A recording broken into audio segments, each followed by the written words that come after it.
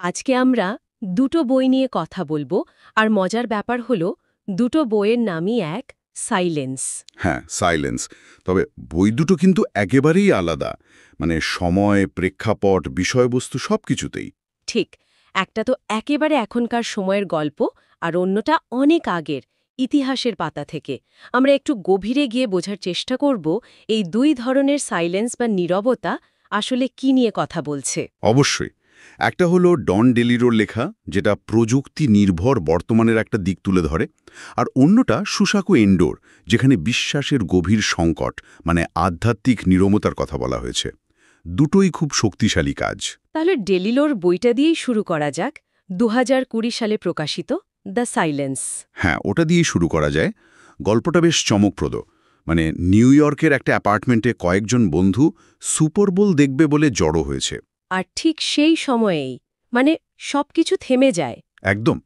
TV screen blank, internet down, phone dead. শুধু ওই অ্যাপার্টমেন্টে নয়, মনে হচ্ছে যেন বিশ্বজুড়েই একটা প্রযুক্তিগত ব্ল্যাকআউট। মধ্যে একজন যেমন আছেন অবসরপ্রাপ্ত পদার্থবিজ্ঞানী, তার স্ত্রী, তাদের বন্ধুরা, তারা হঠাৎ করেই সংযোগহীন পৃথিবীতে একেবারে অসহায় বোধ করেন। ডেলিলো এখানে দেখাচ্ছেন আমরা আধুনিক মানুষরা টেকনোলজির উপর কতটা নির্ভরশীল হয়ে পড়েছি। এই যে ফোন, ইন্টারনেট, টিভি, এগুলো ছাড়া যেন আমাদের চলেই না। আসলেই তো। তো যখনই সাপোর্ট সিস্টেমটা হঠাৎ করে চলে যায়, তখন মানুষের সম্পর্কগুলো কেমন হয়ে যায়, নিজেদের পরিচয় নিয়ে বা কি সংকট তৈরি হয়, এসবই তিনি দেখিয়েছেন। মানে প্রযুক্তি ছাড়া আমাদের ভেতরের শূন্যতাটা যেন বেশি করে চোখে পড়ে। তার মানে এই সাইলেন্স বা নীরবতা শুধু বাইরের যোগাযোগ বন্ধ করে দেয় না, ভেতরের দিক থেকেও একটা একটা শূন্যতা তৈরি করে। হ্যাঁ, অনেকটা তাই। ডেলিরো যেন প্রশ্ন করছেন, এই যে আমরা সবসময় কানেক্টেড থাকি, এটা কি আসলে একটা ভ্রম? এই সংযোগ চলে গেলে আমরা নিজেদের কতটা একা আর ঠুনকো আবিষ্কার করি। এই নীরবতাটা বেশ অস্বস্তিকর। খুবই ইন্টারেস্টিং। আচ্ছা, এবার তাহলে সম্পূর্ণ অন্য একটা জগতে যাই।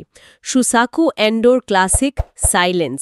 এটা তো 1969 সালের লেখা। হ্যাঁ, আর এটা আমাদের নিয়ে যায় প্রায় 400 বছর আগে, 17 শতকের জাপানে। সেখানে তো তখন খ্রিস্টানদের উপর ভয়ঙ্কর অত্যাচার চলছিল, তাই না? ঠিক, ভয়ানক দমনপীড়ন। এই উপন্যাসের কেন্দ্রে আছেন একজন পর্তুগিজ জেজুইট পাদ্রী, সেবাস্তিয়াও রড্রিগেস। তিনি জাপানে কেন এসেছিলেন? তিনি শুনেছিলেন যে তার গুরু ফাদার ফরেইরা জাপানের নির্যাতনের মুখে নাকি ধর্ম ত্যাগ করেছেন। এই খবরটা সত্যি কিনা সেটা জানতেই তিনি আর তার এক সঙ্গী লুকিয়ে জাপানে আসেন।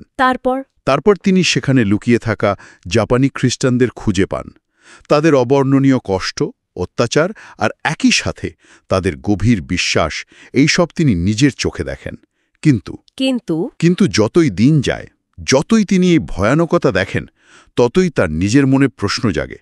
তিনি ঈশ্বরের কাছে প্রার্থনা করেন, সাহায্য চান, কিন্তু চারিদিকে শুধু নীরবতা। এই যে এত কষ্ট, এত যন্ত্রণা, ঈশ্বর কেন চুপ করে আছেন? চরম দুঃখ আর নির্যাতনের মুহূর্তে ঈশ্বরের আপাত অনুপস্থিতি বা নীরবতা, এটাই ফাদার রড্রিগেজের বিশ্বাসকে সবচেয়ে বড় পরীক্ষার মুখে ফেলে দেয়। এখানে প্রশ্নটা হলো, বিশ্বাস কি শুধু ভালো সময়ই টেকে, নাকি ঈশ্বরের নীরবতার মাঝেও টিকে থাকতে পারে? তাহলে দুটো বইতেই সাইলেন্স আছে, কিন্তু মানেটা কত আলাদা। ডেলিলোর বইতে নীরবতা আসছে প্রযুক্তির চলে যাওয়া থেকে, একটা বাহ্যিক শূন্যতা। হ্যাঁ, যা আধুনিক মানুষের অস্তিত্বের সংকটকে তুলে ধরে, সংযোগ ছাড়া আমরা কতটা একা। আর অ্যান্ডোর বইতে নীরবতা হলো ভেতরের, মানে বিশ্বাসের সংকট, ঈশ্বরের চুপ করে থাকাটা। এটা অনেক বেশি আধ্যাত্মিক, তাই না? অনেক বেশি গভীর আর যন্ত্রণাদায়ক। একটা হলো বাইরের জগতের নীরবতা, অন্যটা অন্তরের নীরবতা। একটা আধুনিক জীবনের সংকট, অন্যটা বিশ্বাসের চিরন্তন সংকট। কিন্তু দুটো বইয়ের মধ্যে কি কোনো যোগসূত্র পাওয়া যায়? দুটোই তো শেষ পর্যন্ত সাইলেন্স নিয়ে কথা বলছে। একটা ইন্টারেস্টিং ব্যাপার হলো, দুটো ক্ষেত্রেই এই নীরবতা চরিত্রদের একরকম বাধ্য করে নিজেদের ভেতরের দিকে তাকাতে। মানে বাইরের কোলাহল বা নির্ভরতা যখন চলে যায়, সেটা প্রযুক্তির হোক বা ঈশ্বরের স্পষ্ট সাড়ার, তখন মানুষ নিজের মুখোমুখি হয়। আচ্ছা। ডেলিলোর চরিত্ররা প্রযুক্তি ছাড়া নিজেদের সম্পর্ক আর অস্তিত্ব নিয়ে ভাবে, আর অ্যান্ডোর রড্রিগেজ ঈশ্বরের নীরবতায় নিজের বিশ্বাসের ভিত্তি নিয়েই প্রশ্ন তোলে। দুটো ক্ষেত্রেই নীরবতা মানুষকে তার অস্তিত্বের কিছু মৌলিক প্রশ্নের সামনে এনে দাঁড় করায়।